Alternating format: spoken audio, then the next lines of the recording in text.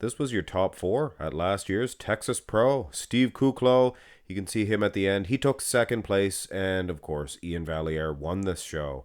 In third was Phil Clahar, and in fourth is Martin Fitzwater. And today we will be doing a comparison between Kuclo and Martin Fitzwater because in just 2 short weeks, we're going to have another Texas Pro, the 2022 Texas Pro. And to my knowledge, Clahar will not be competing. He will be competing next week at the Tampa Pro. There's always Tampa and then Texas.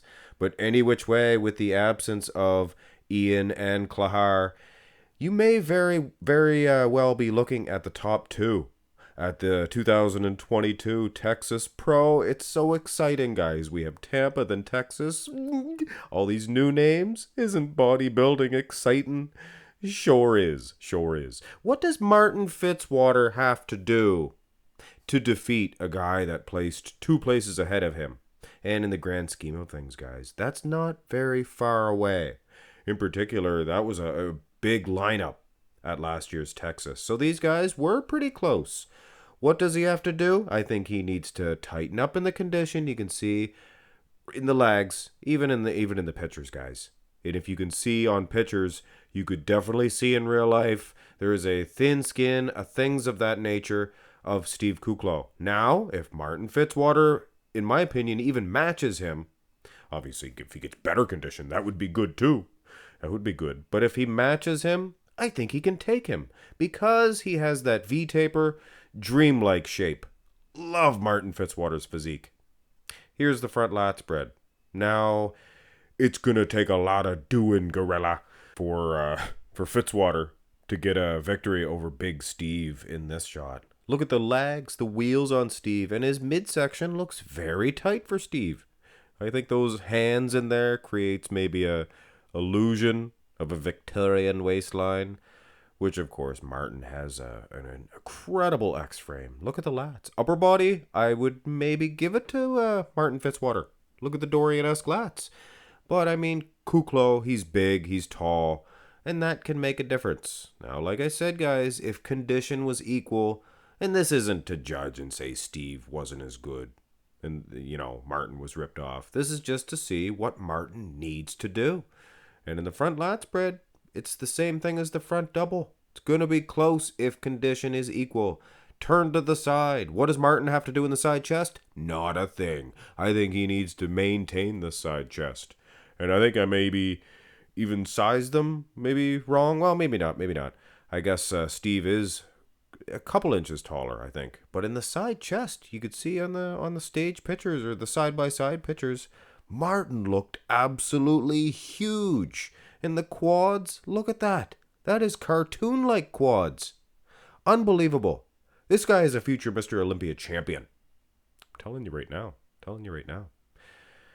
Of course, condition may have us believe that Steve would win. Side tricep. Now here I can see, maybe, you can see the condition edge of Kuclo. When you look at the quads, separation in the quads, things of that nature. But again, look at the size of Fitzwater's wheels. My goodness, what is he training with Branch Warren, for goodness sakes? Anyway, those who know. Yeah, he was doing a little leg training with Branch. If you can train legs with Branch Warren, I mean, my soul, you must look good from behind. And that's exactly what Branch Warren used to look like from behind. Those hamstrings. Ladies and gentlemen, the condition's pretty close too. But I mean, Martin Fitzwater has a better back than Kuclo. He's beating him in this rear lat spread. And yeah, I'll go out on a limb and say that, because Steve, obviously, he won. If you take a real close look, maybe he's tighter in the hamstrings, glutes. I wouldn't say so. A lot of separation in those hamstrings of Martin. Rear double by. This is a better shot for Kuclo, and I notice that every time I do a Kuclo comparison. That goes with any bodybuilder.